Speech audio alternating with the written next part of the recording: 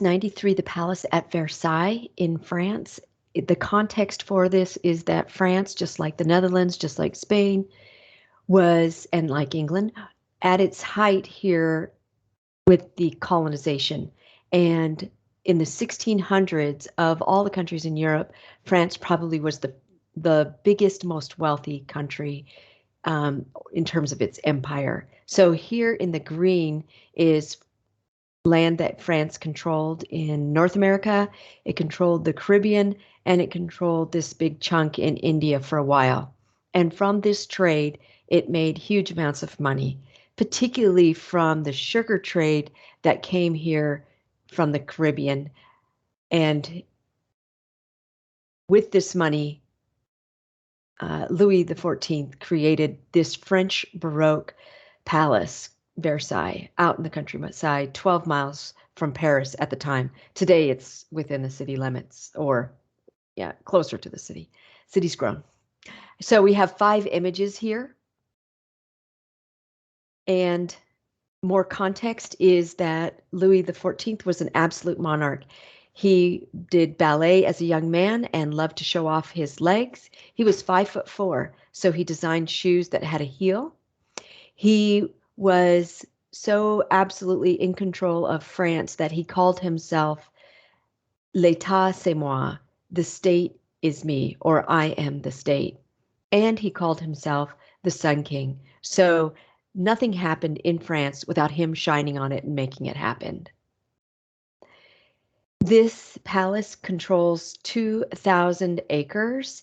It was initially a hunting lodge, and when Louis XIV got tired of the feuding, the palace or the court gossiping going on in Paris, he said, you know what, I'm going to go back out to that hunting lodge. I'm going to build myself a palace there.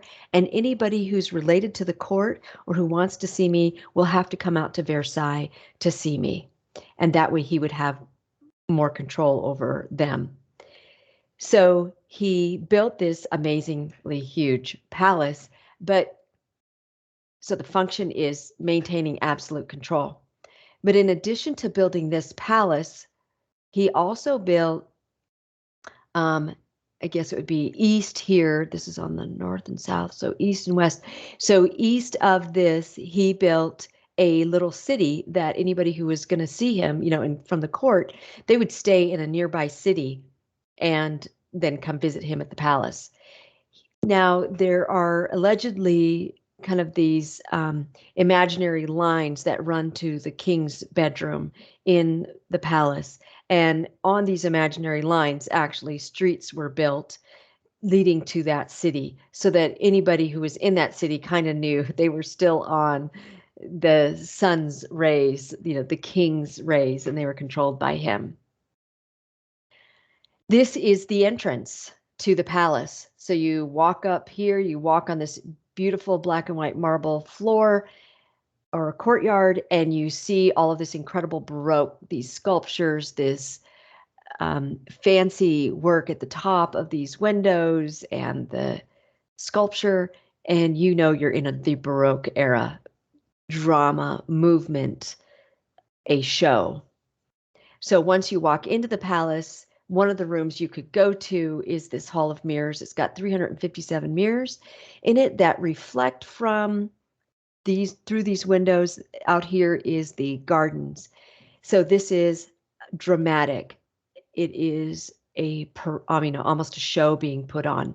Every day when the king got up from his bedroom, he would walk down the Hall of Mirrors, and anybody who wanted to talk to him would try to walk with him, or they would line up along the Hall of Mirrors hallway, and they would hope that he would stop and have a conversation with them. 700 rooms were in this palace. This is the war room, which is at one end of the Hall of Mirrors. So all of this art is about war. There's even a room for the dogs here. Once you went through the palace, you would be here at this back door. You'd come out these back doors. And you can see here that the outside on this side of the palace is designed like the classic Greek and Roman. You can see the archways, the rounded archways, and right above them on the second floor, you can see columns with Ionic capitals. So it's got some classic styling to it, but it's fancy, it's huge, it's grandiose, and that's what makes it Baroque. And once you are out the back door, see, here's the entrance. Then you're popping out those back doors where the Greek and Roman style is. You can't see it here. And then you're into this garden area. And this is a reminder that Louis XIV wanted to control nature as if he was a god, just like he controlled France. Absolutely. So one of the ways that he controlled nature is that he had this 1 mile long canal built in this direction, and he had another one built that you can't see in this other direction. And he had 14 water wheels that supplied the canal and his 1,400 fountains. This is a walkway along this canal that you can see here. The flowers closest, or the flower beds closest to your back door, here's his back door, those are the most manicured flowers, or flower beds, excuse me. And these flower bed are called embroidered parterre. And this should remind you of like the fleur-de-lis that the royal family uses as their sign of, or symbol of power. So closest to the palace were the most manicured beds. These flowers in this bed were replaced nearly daily. The gardeners had 2 million flower pots. Crazy. And the further away the gardens got or the land got, the more wild it became, the more back to nature it became. But the main idea here is that he controlled nature. So you can see more wild back here. So controlled it was that you can see these flower beds here, and there's some over here closer, and I want to show you a close-up of this one. They brought in 1,000 orange trees from the climates further south of France, like Spain and Portugal. And today, these orange trees still exist. They're 200 years, some of these are 200 years old. So pretty amazing.